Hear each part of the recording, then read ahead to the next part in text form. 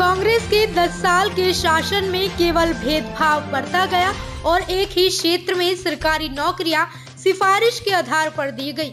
पूर्व कांग्रेस सांसद श्रुति चौधरी ने ये बड़े आरोप हुड्डा सरकार पर लगाए। श्रुति का कहना है कि भिवानी जिले के साथ हर क्षेत्र में भेदभाव किया गया और आने वाले विधानसभा चुनाव में क्षेत्र की जनता कांग्रेस से इसका हिसाब मांगेगी। दरअसल वे अपने जनसंपर्क अभियान के तहत कई गांवों में पहुंची थी, जहां उन्होंने ये बातें कही। उन्होंने कहा कि आप पार्टी हो या इनेलो व बसपा का गठबंधन, इसका कोई असर नहीं होने वाला, क्योंकि बीजेपी हरियाणा में लगातार तीसरी बार सरकार बनाएगी। बीजेपी ने आज से चुनाव प्रचार अभियान शुरू किया है, कुरुक्षेत्र से आगाज किया है। क्या लगता है आपको कि आने वाला समय जो है वो लोकसभा चुनाव से बेहतर रिजल्ट ले पाएगा? बीजेपी जोरों शोरों से लग चुकी है, पूरा नेतृत्व अपने फील्ड में है और मेरा मानना है कि जिस प्रकार से तीसरी बार माननीय प्रधानमंत्री जी के नेतृत्व में फिर से लोगों ने चुना बीजेपी को, उसी तरीके से तीसरी बार यहाँ पर भी लोग बीजेपी को चुनेंगे। आप पार्टी ने 90 के 90 विधानसभा चुनाव लड़ने की घोषणा की और लगातार उसके नेता पर विधानसभा में रैलियां भी कर रहे हैं, क्या प्रभाव पड़ेगा? ज़मीन पे तो अभी हमें तो कोई ऐसा उनका प्रभाव दिखा नहीं है और मैं नहीं मानती कि इस चुनाव में वो कुछ कर पाएंगे खास। इनेलो और बसपा का भी समझौता हुआ है, क्या स्थिति लग रही है? कुछ स्थिति में सुधार हो गया उनकी? देखिए, जैसे मैंने कहा कि पार्टीज अपना अपना काम करें, जिसको जो करना है, और जहाँ तक बीजेपी आज भी सत्ता में है और आगे भी मैं मानती हूँ कि मजबूती से चुनाव लड़ेगी और लोग फिर से बीजेपी को नीतियों की वजह से बीजेपी को चुनेंगे। कांग्रेस पार्टी ने हिसाब मांगो अभियान चालू कर रखा है बीजेपी से, इसके बारे में आपका क्या कहना है?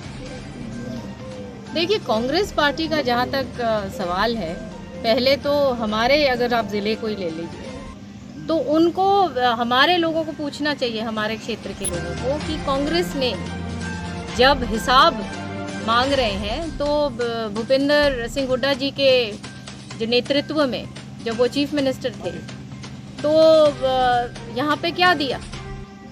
यहाँ तक कि लोग कहते थे कि सारी नौकरियाँ एक जगह चली गई, सारी सड़कें एक जगह चली गई, सब कुछ एक जगह चला गया।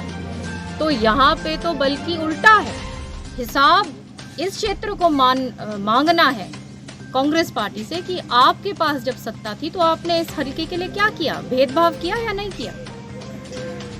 बहुत अच्छा, जैसे आप देख रहे हैं कि आज हम हेतमपुरा में हैं और एक तरफा है, सारे के सारे बीजेपी के सपोर्ट में सब खड़े हुए हैं, बहुत खुश है बीजेपी के काम से।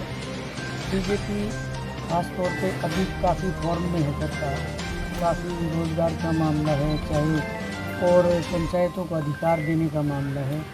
इस मामले में क्या कहेंगे आपकी सरकार किस तरह से काम कर रही है आफ्टर लोकसभा इलेक्शन?